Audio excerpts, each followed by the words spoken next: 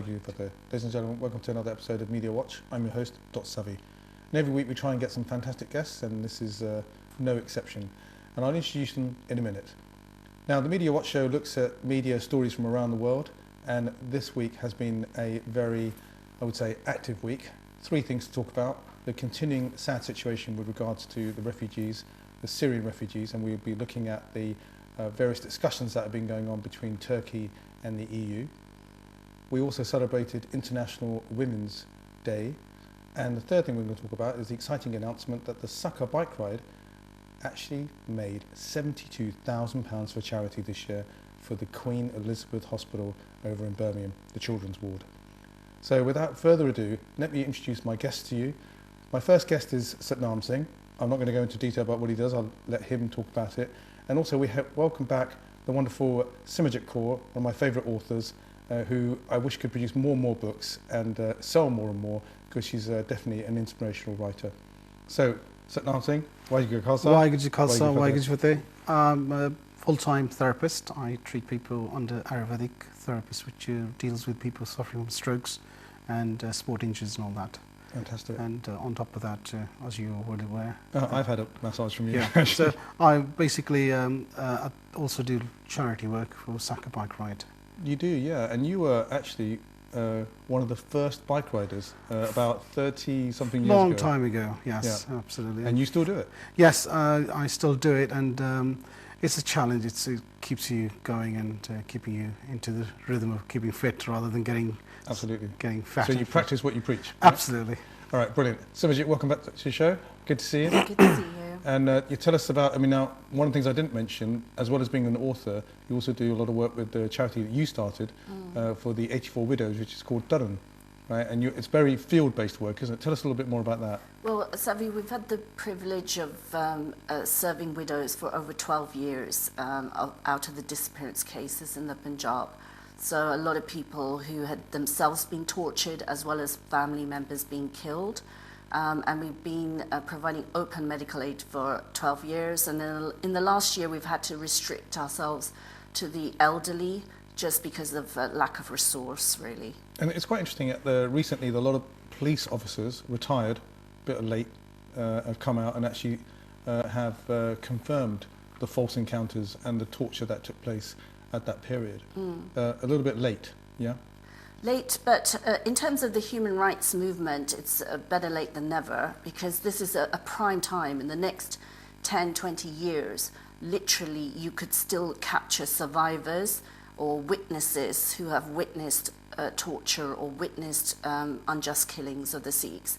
And globally, every human rights activist should be trying to capture that testimony as fast as possible.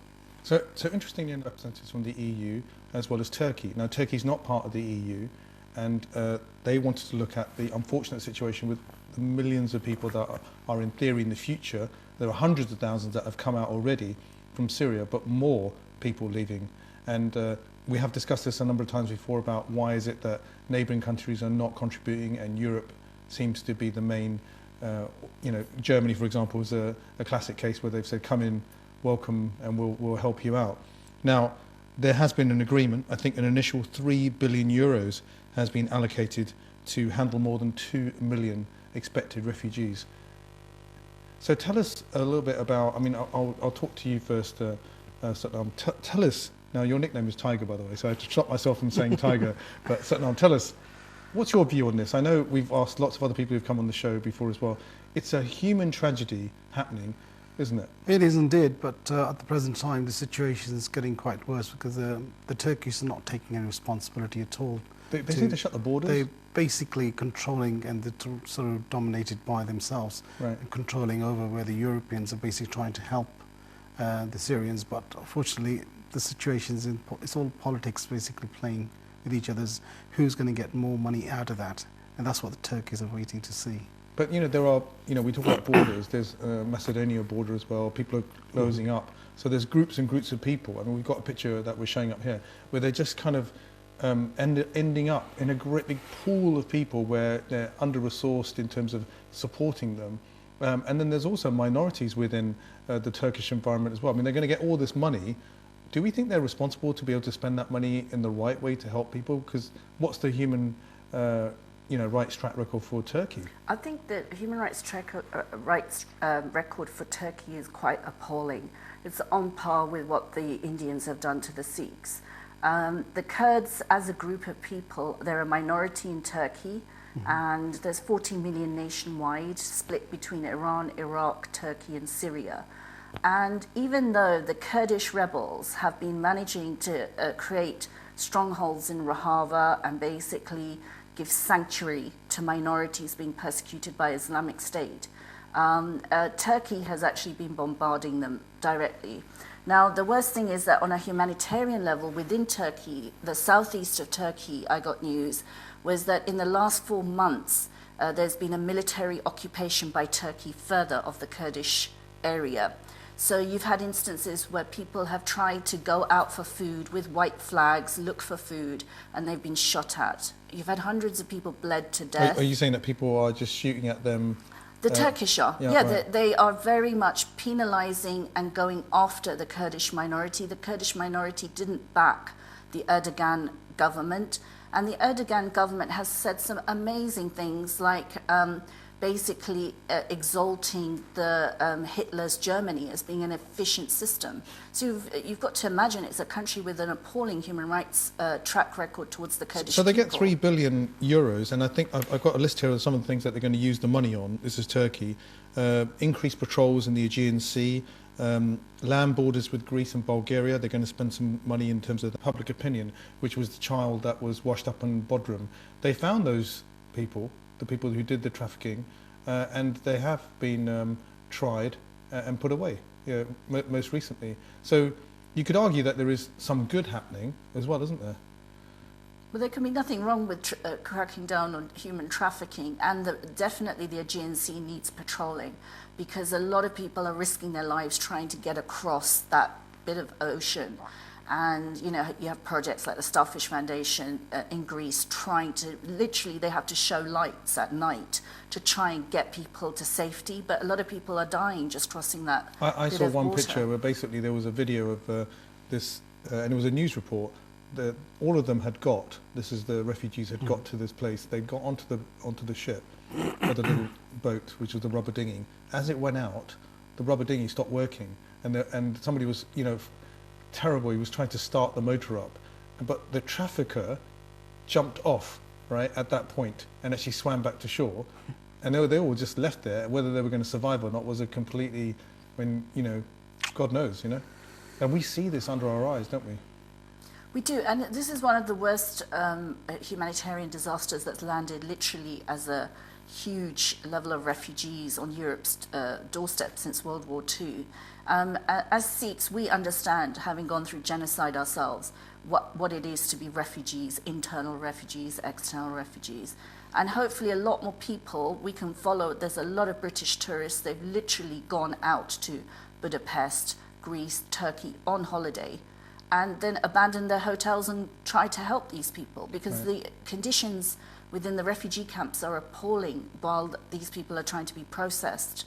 And you have had a 250,000 Syrians killed in this conflict. It's a good point about the process, because what happens is that sometimes they just take a trickle, and everyone's up behind. So there's only like 10, 15 people will come out of the camp, be let through the border, and then the rest of them are having another day, sitting there waiting to exactly. And process then our there's a horrible lot word, of refugees that are Kurdish as well, and they are even in France, Dunkirk. There was this documentary covering their appalling status.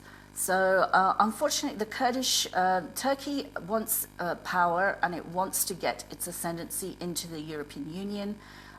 Fellow Kurdish groups have always tried to highlight the plight of the Sikhs targeted by the Indians. I feel that it's every Sikh's duty, really, to lobby their MP regarding Turkey, and the fact that its human rights record is appalling. We had a conversation the other day, and you were saying that Sikhs need to step up to the mark. Do you think they should? Do you think they should be stepping up to the mark in terms of doing more? I know there are a lot of Sikh groups that are doing work, but doing more work out there. They're all doing their part of, they can possibly do, but it seems like in India, no matter what and how hard the people in India, the Sikhs in India, are trying to fight for justice, justice is not seen at the present time. Right. Okay. But then being able to demonstrate humanity as well, kind of a more We humanitarian. need to, as the Benji said, that we need to actually approach our MPs in this country and try to get their support, and then probably in the Europe. Okay. then we So probably talking get about something. human rights in terms of everyone, and one of the great things about Sikhi is I mean I met Harinder Singh from Sikri. He's now doing other projects now as well. One a Gal Force, I think it's called. Now he said that Guru Nanak was a revolutionary, and he was a revolutionary because he was one of the first people to say, he was the only person in my view to say men and women are the same. Absolutely. And then it took the suffragette movement, which is not too long ago, to say, look, we want equal rights for women. Now, this week, this guy that was in the press was saying, should we have a Women's Day? Should we have a Black History Month? You don't have a White History Month, do you? But is it important to recognise the contribution? I mean, Princess Sophia never got mentioned in the recent film, did she? Yeah. I mean, Princess Sophia, Maharaja Dalip Singh's daughter, was highlighted by a journalist, I think, Anita Anand, yeah. Anita Anand, in a wonderful documentary. And book as well. But yeah, she seems to have been sort of buried in the suffragette history, which was completely unnecessary, considering she was quite radical for her time. And there has been evidence that once she realized that she had come from a Sikh heritage that had been destroyed by the British, she was willing to actually fight for Sikh nationalism as well. And that also has been buried generally in history. So, do you think in terms of it's a good thing to do, in your view? From a male perspective? I think we should believe in equality, and we should celebrate Women's Days as well. As I know there are ladies suffering in India at the present time, and saying everywhere women should be given the right. At the present time in this country, women don't have this equal right as we have as men, but I think we need to give more support to the ladies. I mean, there are laws that give equal pay, but do you think that they're treated the same? Not in my opinion. I don't think they'll be treated I the same. don't think so. I think you can't get enough of Women's Day. You could have a daily Women's Day and it's still not going to cover the level of inequality. As Baji says, there's still to this day survivors of the Sikh genocide, like Mata Jaswant Kaur. She lost 3 of her sons. And you still have elderly widows with no resource. You have middle-aged widows who lost their entire families, and they don't even have, nobody's even going up to them and saying, okay, we will train you or give you a nice course for you to get onto so you can get a job. So the voice of widows especially, and widows of extrajudicial killings through conflict, it's a buried voice. And it's a pity that despite a huge 84 remembrance movement, that to this day, globally, the Sikhs have not coordinated a disappearance committee or survivors of genocide that are being helped and those that aren't. Right, and then if you look at it from another perspective, I was reading a report recently, I think it was in The Guardian, about if you look at children, child brides, those early marriages, that is still, and I think the report says something like, unless we fix those problems as well, the rights issue is not going to go away, because there are young girls that are forced into, I think the article I read was there's a 12-year-old girl that was forced to get married to a much older chap, right, and had kids. I mean, that's child abuse in many countries, isn't it? I think that exists in this Far East, as wherever you go, you'll find that sort of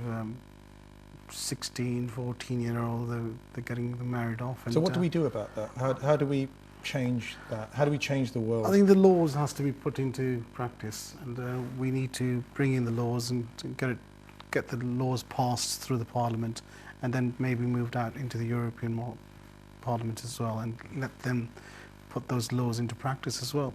But at the present time, there are countries, they don't have these laws. It's perfectly fine for them to get married to a 13-year-old girl. They don't see anything wrong with it. Does one country puts a pressure on another country, or is it a UN issue? How do you change? Well, the issue of the widow is a UN issue, and groups like Widows for Peace Through Democracy, who we've worked with, Guild Service in India, they're actually trying to get the UN to create a rapporteur especially for widows around the world, because so many widows are being created through conflict as well as through when I say the word vidva or even Shahid Parvar Mata, people can only sort of acknowledge it for 5 seconds, and then after that, it's not their problem, And so the stigmatization, especially for elderly widows, it's double, edged, so to speak, because you've got the elderly are stigmatized and often forgotten wherever they are, and then elderly survivors of genocide are very, very much more, stigmatized. So we're going to talk about charity. Do you think, just the first question to you, do you think it's in an age of austerity, so-called austerity, when you still walk in London, you see restaurants are full, and I say to myself, is there really austerity? Austerity amongst certain communities maybe, or you've got terrible programs on Channel 4 that show that not necessarily make fun, but they make videos about poverty, Is it getting harder to raise money for charity generally? In my personal opinion, I think that those who have open hearts and they're willing to help the poor and the needy, and they are out there and they will support under any circumstances. But there are others who don't have the money to support. There are other ways they support by basically helping out in the charities organizations in different areas of there's, for example, I met Gurdeep, who does the SWAT. Yeah, Gurdeep and Randeep. Yeah. And they're basically right at this moment are in Charing Cross and basically giving food out to the poor people who cannot afford to buy any food for themselves. It's almost like this running theme here, the fact that if you look at the Turkish situation, there's no publicity. If you look at the 84 widows, there isn't any publicity. There is no publicity. If you look at people that are on the streets in London, there's no publicity. Why do you think that is? That's a very good question. I think the media's got a very big part to play. It's very corporate and it's very much aligned to what the powers that be want to say. So whether it's the Turkish powers or whether it's the Indian powers, it's very hard for minorities to get their voice through that this has actually happened to us. And also picking up on your point regarding austerity, if you imagine that in these countries people are feeling austerity, we've found that the thousands of widows that we've been trying to help, they're facing their poverty line has moved even further. Mata Prito, her son died with Sant Bindranwale, fought with him and then died later in Jodhpur jail. Their poverty line has moved way beyond what you would consider poverty. It's just quite interesting because in a country like India that's positioning itself as being a global power in IT, and many of the big firms now, like Google and other large organizations have got people from Indian origin that are running them. They're smart people, they're very clever people that go out and manage large corporations, and even millionaires upon millionaires that are being developed in products that they're developing or up and coming in India. Yet still the baseline of the country, there's a lot of people that are poor. Let's talk about charity in particular. You were one of the first bike riders about 31 years ago for an organisation known as SACA, Sikh Agricultural Association. That's right. And it took over the bike ride from Boss, right? Yeah. And it's now been 31 years, I think. 31 years. Now recently there's a movie that's coming out, which hopefully there's going to be a premiere about that, which is featuring the bike ride itself. Yeah. And I've seen the movie. I think it's a brilliantly put together piece. I've been doing some work with SACA and others. And, well, you've been doing a lot more than just a little bit of work. So been there for a long period. And so I've been on the bike ride a few times, not as many times as you. Yeah. But you were the first bike rider. What was your inspiration for doing it? I think most of us were all sitting together one day on Soho Road near the Baba Deep Singh's Gurdwara, and we decided, sitting around is not really good. Let's do something challenging. So we decided, let's do a bike ride from Birmingham to London. And that's all we had to do is just start off. And then we said, okay, let's do something to go with it. Not just go and ride it, do something to go with it. So, okay, let's raise some charity for sick children in the UK and support those charities. So that's exactly what we did. There was only a very handful of people who cycled first few years, and after that slowly I think I developed. joined you on the second one. Actually, yeah, so I've been doing it a few times. So it slowly developed into quite a. And there's some great people. There's I'm going to mention all of them: Ranj and Harmi and Balla and Sandy, Raj and Sandy and few others. I can't remember the names. Forgive me, but I think Bobby. Bobby definitely. We can't forget Bobby from Luton. Big Dave, and Big Dave from Birmingham. Yeah, that's right. I mean, there are a lot of good people that we get together, we do things, and nobody's getting paid. Everything's done charity. So how much money basically. was raised last year? I think it's the biggest ever, isn't it? £72,000 was Incredible. raised, and that was for Queen Elizabeth Hospital in What do they Birmingham. do with the money? They gave it to a radiotherapy ward in Birmingham, Queen Elizabeth Hospital, for the children ward. And I think they bought some toys for that. yeah, children, they've yeah. basically renovated the whole area and Beautiful. made it more presentable. And they actually named that ward under SACA. Basically, they put down the Sikh Arts and Cultural We Association. got some pictures on of the there. medals as well. Like Yeah. how many years it's And, been going on? So we're hoping that this year we will get more people to join us. What's the date? 16th and the 17th of July.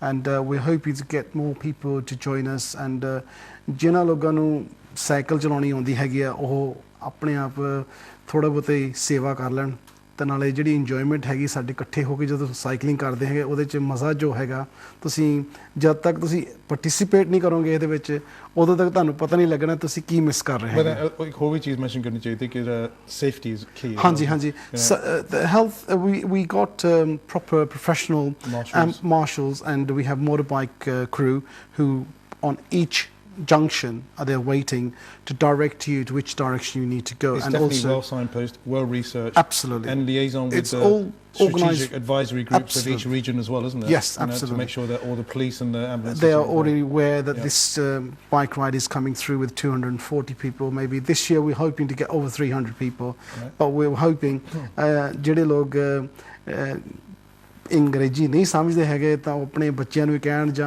ਜਿਨ੍ਹਾਂ ਦੇ ਜੀ ਕਰਦਾ ਵੀ cycle ਚਲਾਉਣੀ ਆ ਤਾਂ ਵੀ ਭਾਵੇਂ 60 ਮੀਲ ਭਾਵੇਂ 40 ਮੀਲ ਜਿੰਨੀ ਵੀ ਚਲਾ ਸਕਦਾ ਬੰਦਾ ਚਲਾਵੇ ਤਾਂ ਸਾਡੀ ਕੋਸ਼ਿਸ਼ ਇਹੀ ਹੈ ਕਿ ਵੀ ਆਪਣੇ ਪੰਜਾਬੀਆਂ ਨੂੰ ਇਕੱਠੇ ਕਰਨਾ ਤਾਂ ਇਹ ਸਾਡੀ ਜ਼ਰੂਰਤ So what are the charities we've done? NSPCC, Children with Leukemia? Yeah, and childcare, Yeah. and there are a few others. But every year we choose Well Child, that's the one.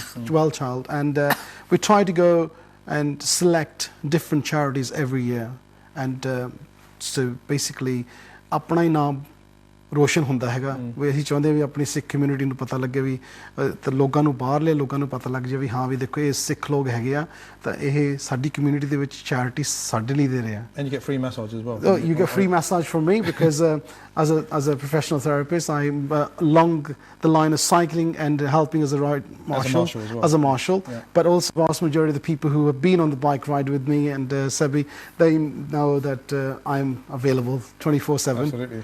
What a massage that is. Yeah, as well. absolutely.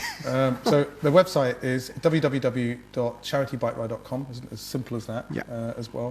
All the reference numbers and charity information is there with regards to this year, if you want to do it. Also, it's worth mentioning again, £400,000 plus over the last 30 over the years. Movie coming out. And definitely, I think there's an email address as well, isn't it? info@charitybikeride.com, I think. Yeah, that's right. I know that off by heart.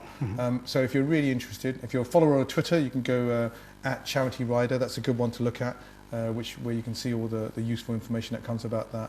And the website's really good because you can actually look at photographs from previous years. Absolutely.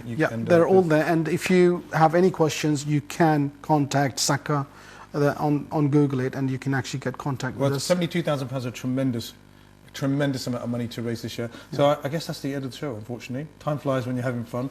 Thank you, Simarjit. Good to see you again, and wonderful inspiration. Bring some more books out. This one here is available. Saffron Salvation is available on the Kindle store if you want to get it.